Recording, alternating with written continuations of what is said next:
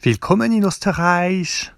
Bienvenue sur le débriefing complet d'Enfin Bon sur le week-end de course en Autriche sur le circuit de Spielberg avec un week-end très chargé en émotions et aussi très beau puisqu'on a eu une course sprint le samedi, un très beau Grand Prix le dimanche aussi. On a eu l'apparition de la pluie, on a eu des pénalités, on a eu des rebondissements. Bref, on a tout eu ce week-end. On va en parler tout de suite sur 3 points clés qui sont apparus. Le premier, c'est ce flot de pénalités qui a complètement gâché la lisibilité du classement de la course finale. Et puis c'est un problème récurrent puisqu'on a eu le même problème l'année dernière, on y vient tout de suite. Le deuxième point important, c'est El retour del matador, el señor Pérez con la cocaïna et la nariz que permite Sergio qui vient de faire un week-end tout en puissance, il est revenu aux avant-postes. Alors il n'est pas au niveau de Verstappen, mais il a fait un week-end très solide. Il n'a pas été le seul à impressionner parce qu'il a aussi Sainz et Norris qui ont bien impressionné. Et puis finalement, ça va de pair avec la montée en puissance de Ferrari et de McLaren assez récente. Ferrari qui confirme être revenu pour cette lutte dans la seconde place. Et puis, on va revenir sur la prestation quand même de Max qui vient d'enchaîner une 5e victoire d'affilée. C'est très simple, si on compte en autrichien, c'est Heinz Verstappen, Zwei Verstappen, Drei Verstappen, Vier Verstappen, Fünf Verstappen, et ainsi de suite. On en parle tout de suite, c'est sur Enfin Bon.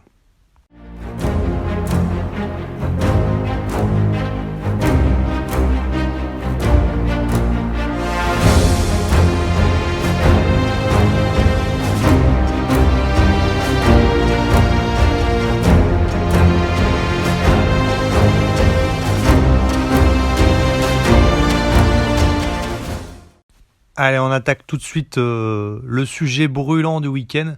C'est cet interminable flot de pénalités qui a eu lieu autant en course sprint, mais alors surtout sur la course du dimanche, et qui a complètement faussé en fait le classement qu'on avait dans les yeux.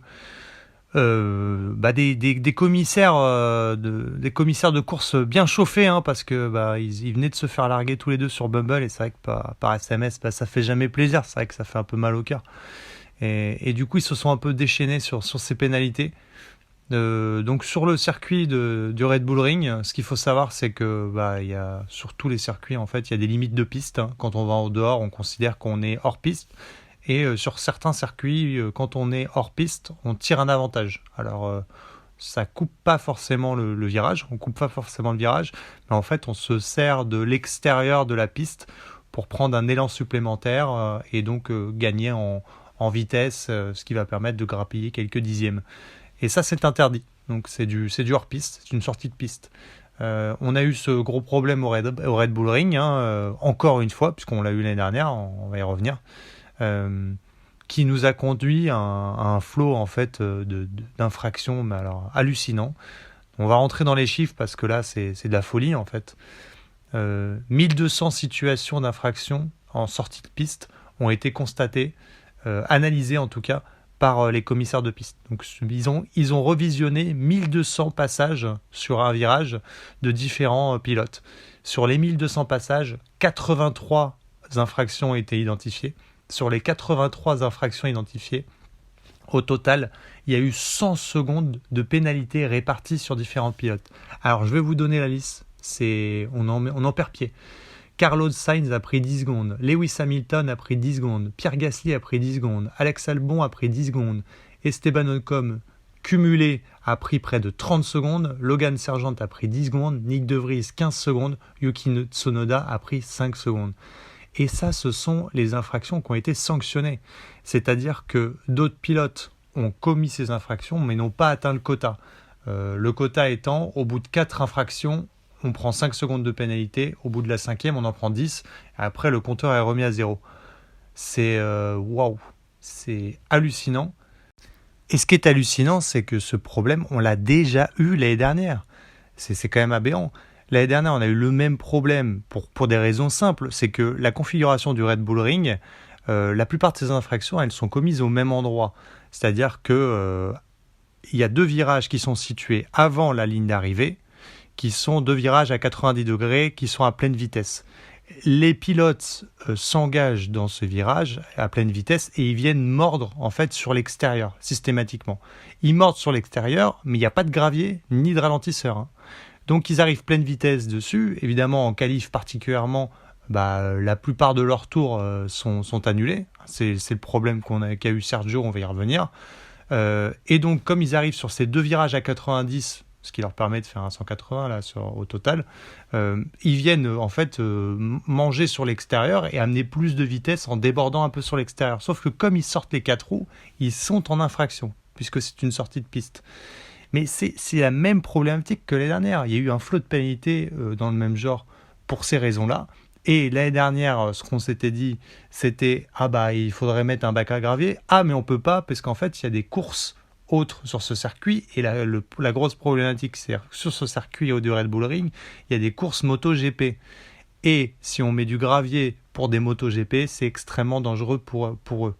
Donc, il y a un consensus à faire. Le problème, c'est qu'actuellement, sur ce circuit, c'est une vraie problématique. Là, c'est illisible.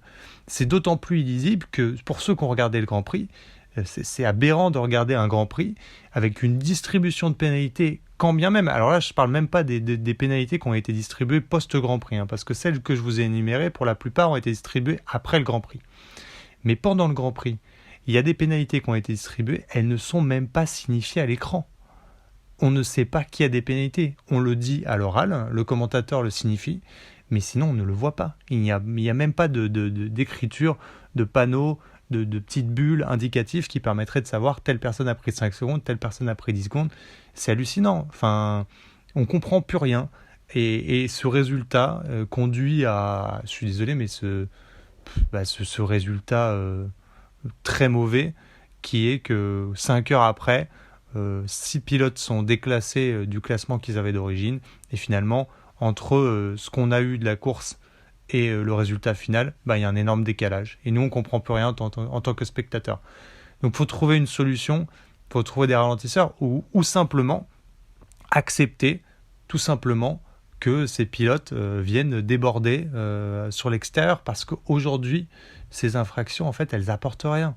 Là, elles plombent en fait le résultat final et elles créent de la confusion et en plus de la déception, parce qu'à la fin, en fait, si quelques pilotes ont réussi des belles performances, on apprend que finalement, en fait, ils ont légèrement débordé, ils ont, comme on dit, mangé la feuille de match, et puis ils ont récolté des pénalités, et puis ils sont rétrogradés.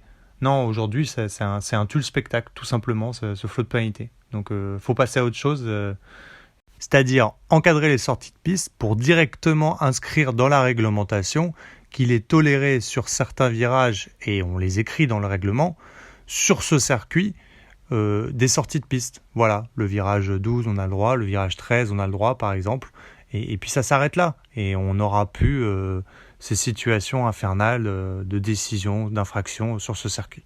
Voilà. C'est encore plus rageant, puisque pour moi, ce circuit, c'est mon coup de cœur de la saison, je dois le dire. Ce circuit, il a tout, il a absolument tout. Il a une situation géographique déjà incroyable, il est au cœur des montagnes, il y a un dénivelé incroyable. Si vous avez l'occasion d'y aller au Red Bull Ring, franchement ça vaut le coup, c'est magnifique. Il y a aussi une dégradation des pneumatiques qui est très intéressante, qui permet justement d'établir de vraies stratégies de course. Et puis il y a 3 zones DRS qui sont bien placées, bien limitées, qui permettent aux pilotes de se rapprocher, qui permettent aussi des zones de dépassement.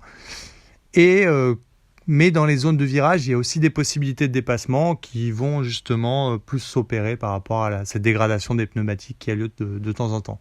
Et on a assisté à 2 belles courses au week-end, que ce soit la course sprint le samedi ou le dimanche la course complète, puisqu'on avait un format de week-end avec une course sprint. Particulièrement dû à des qualifications de course sprint qui se sont déroulées sur la pluie, puis un départ qui s'est déroulé sur la pluie, on l'a dit, situation géographique du Red Bull Ring au cœur des montagnes, donc la pluie, elle n'est pas anodine. Et puis au milieu de tout ça, le cadre de la pluie désormais, Nico Hülkenberg qui nous gratifie d'une 4e place sur la grille du coup de cette course sprint. Déjà, et puis une course sprint mouvementée, on On a Sergio Pérez qui passe Verstappen, puis il y a un affrontement entre les deux. Hülkenberg se glisse au milieu. Derrière, Verstappen reprend sa première place et Hülkenberg tient la deuxième place jusqu'au 13e tour où malheureusement la Haas s'effondre au niveau des pneus.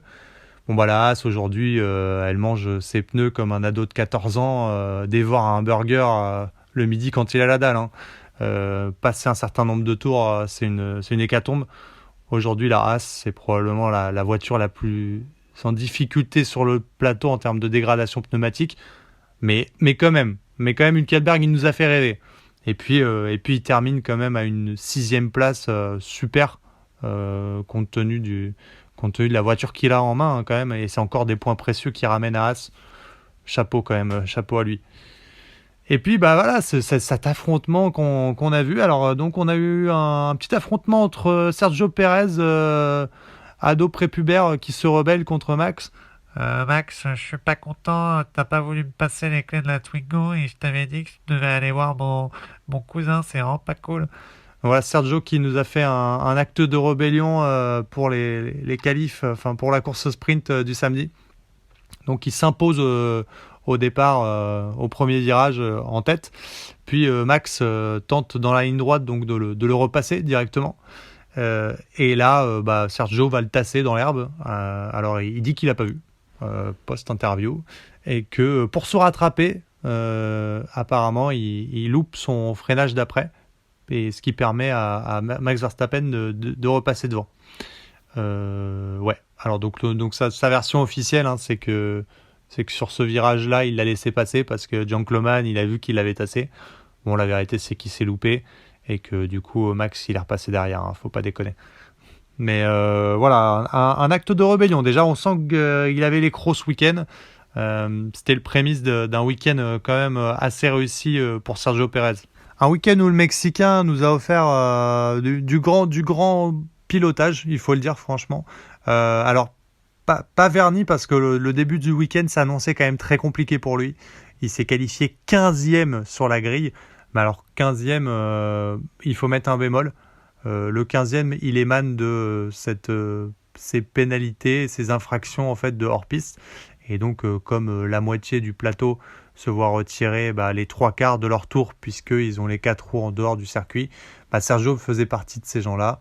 Donc voilà, il s'est fait éliminer en Q2 à cause de ça, et il se retrouve comme un cornichon à la 15e place, alors qu'il a un super rythme, et puis la voiture bien dominante, faut le dire, sur le Red Bull Ring. Et voilà, donc là, il se sabote déjà pour la course du dimanche. Mais il nous sort une belle 2e place pour la course sprint du samedi. Et du coup, il a voulu s'imposer un petit peu déjà. Il a montré un peu les crocs sur Max.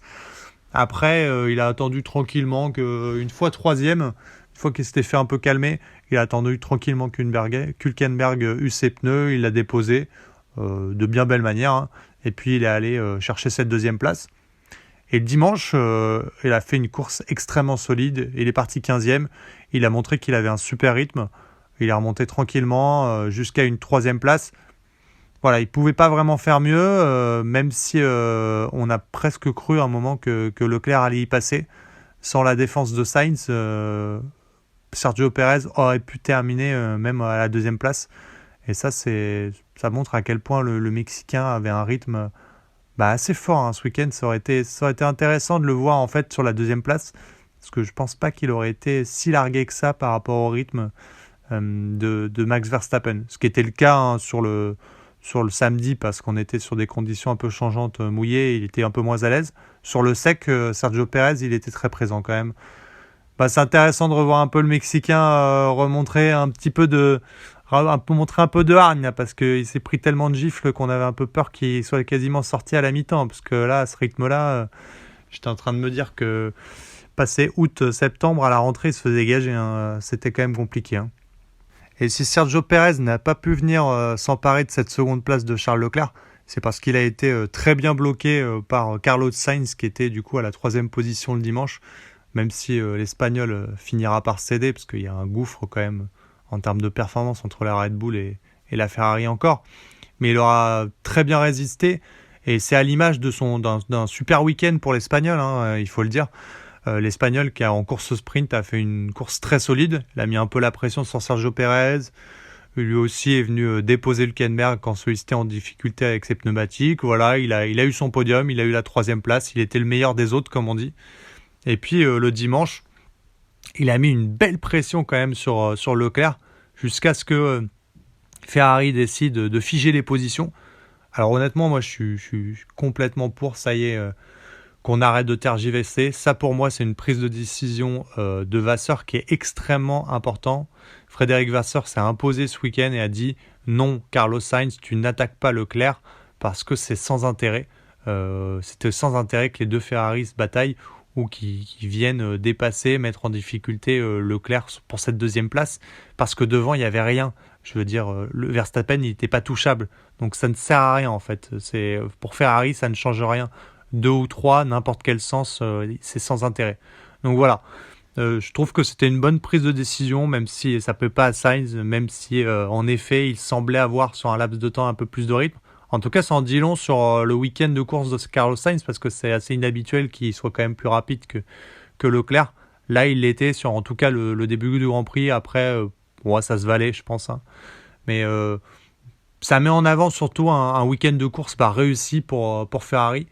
Moi, je l'ai dit, hein, j'ai senti là quand même que le concept de base, pour moi, de Ferrari, c'est le plus solide. C'est celui qui peut, avec les évolutions, le plus prétendre à cette 2e place pour moi, s'ils arrivent à bien gérer leurs évolutions et leur week-end de course. Et là, ils ont amené des évolutions qui ont payé, majeures. Et puis, ce week-end, ils sont venus regratter 20 points très très importants. Donc, c'est un week-end globalement très réussi pour la Scuderia, puisque Leclerc a assuré le coup avec sa 2e place le dimanche, même s'il n'a pas été vraiment au rendez-vous sur la course sprint du samedi. Très en difficulté, le Monégasque sur une piste changeante entre l'humide et le sec. Et puis ça met en avant quand même une grosse difficulté chez le Monégasque sur ce type de conditions-là. Il a reconnu lui-même, lorsqu'on est sur des conditions humides un peu changeantes, qu'on passe sur une piste sèche ou l'inverse, quand on est dans cet entre-deux, le Monégasque, il n'est pas du tout au niveau. Il n'arrive pas à avoir la confiance dans sa voiture, ni l'adhérence qu'il veut, ni la prise de volant. Et donc, il est en difficulté sur ce type de piste, il a reconnu. Et samedi, sur la course sprint, on l'a vu, hein, il est parti 9e et puis il a atterri 13e. Il était en grande difficulté, il s'est fait dépasser par beaucoup de ses adversaires, Hamilton, Piastri, Norris. Voilà, et donc compliqué pour le Monégasque sur ce type de circuit, mais il a reconnu et puis il va revenir probablement plus fort. En tout cas, la Scuderia, elle a frappé un grand coup. Elle a marqué quand même 32 points. En plus, si Aston Martin n'a pas connu un grand week-end, mais a plutôt marqué les points qu'il fallait, Mercedes a complètement sombré sur ce week-end de course. Il n'y avait pas vraiment de rythme. Ils ont complètement loupé leur qualification pour le dimanche. Et donc, ils ont perdu quand même beaucoup de points sur ce coup-là. Voilà, le wagon de la 2e place semble beaucoup plus proche maintenant pour Ferrari. Et ils sont revenus dans cette bataille du championnat du monde. Cette 2e place, elle est très, très, très intéressante, cette bataille. Et il y a une autre écurie qui était à la fête ce week-end. C'est McLaren, avec son leader Lando Norris, qui a fait un week-end impressionnant, franchement. Alors, pas récompensé sur sa course sprint, il faut le dire.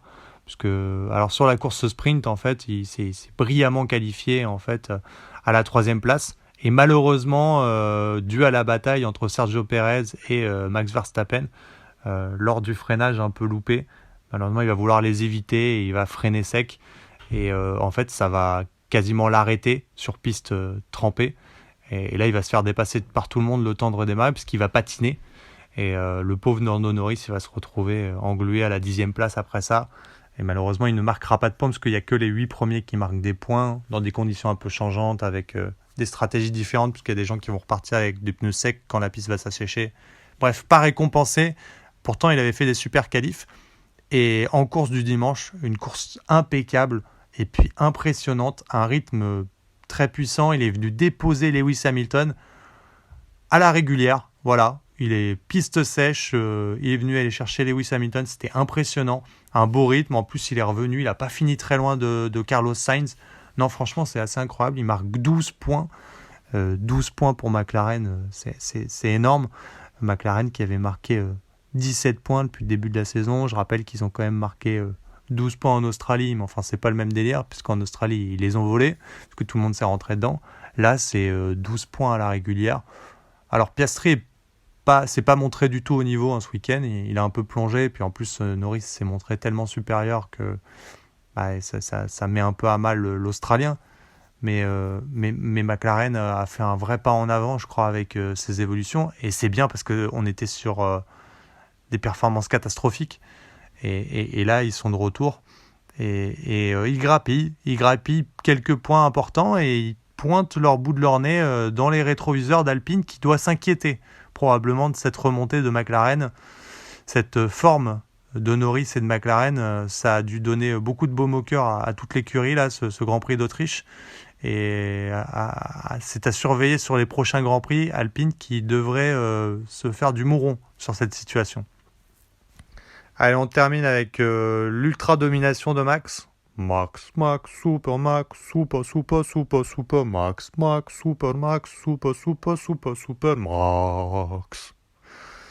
Verstappen donc qui est à 5 victoires d'affilée, ça nous rappelle les belles années de domination, celle d'Hamilton quand il était avec Bottas, celle de Vettel quand il était sur la Red Bull aussi et qu'il enchaînait les victoires en 2013. Voilà, c'est un peu le même style.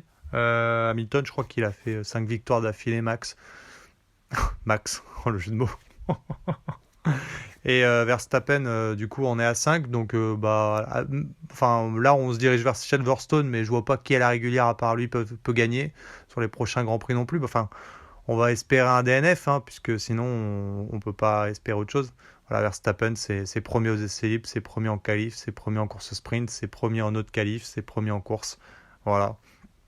Et puis la petite cerise sur le gâteau quand même le dimanche en course quand il avait à peu près 25 secondes d'avance sur Leclerc, sachant qu'un arrêt au stand ça coûte 22. Il rentre au stand avec Red Bull, Balek. Il vient, il chausse des pneus, puis il vient voler le meilleur tour en course. Donc voilà, c'est dire la confiance incroyable qu'ils ont parce que si tu te foires concrètement au stand, tu peux perdre en fait la victoire. Donc il n'y a pas vraiment matière en plus à prendre ce risque. Eux, ils le font, c'est pour le fun. Ils se font tellement chier cette année, ils ont tellement d'avance, c'est incroyable. Ah, c'est beau, c'est beau. Voilà, il y a une part d'admiration quand même quand il y a ces phases-là où vraiment comment dire, on sent que le pilote fait corps avec la machine. Il a une telle domination. On a eu ça avec Schumacher, avec Ferrari, on a eu ça avec Vettel et la Red Bull, on a eu ça avec Hamilton et sa Mercedes, et là on a ça avec Verstappen avec ce modèle-là de Red Bull. Finalement, on ne voit pas vraiment qui d'autre que Verstappen peut remporter le Grand Prix de Silverstone, mais on ne sait jamais. Un DNF, un abandon. En tout cas, à Silverstone, on sait que Lewis Hamilton est toujours en très très grande forme. À mon avis, Mercedes va revenir, même s'ils ont connu un week-end sans. Ils vont pouvoir, à mon avis, revenir sur un circuit. Là, à Silverstone, ça m'étonnerait qu'ils soient autant dedans. Aston Martin sera, à mon avis, répondra plutôt présent. Et puis Alonso est là. Et puis Ferrari a montré que les évolutions avaient bien payé. Donc cette lutte à la seconde place, ça va être très intéressante encore une fois. Et puis ça s'enchaîne parce que c'est directement ce week-end. Et c'est avec enfin bon, bien sûr.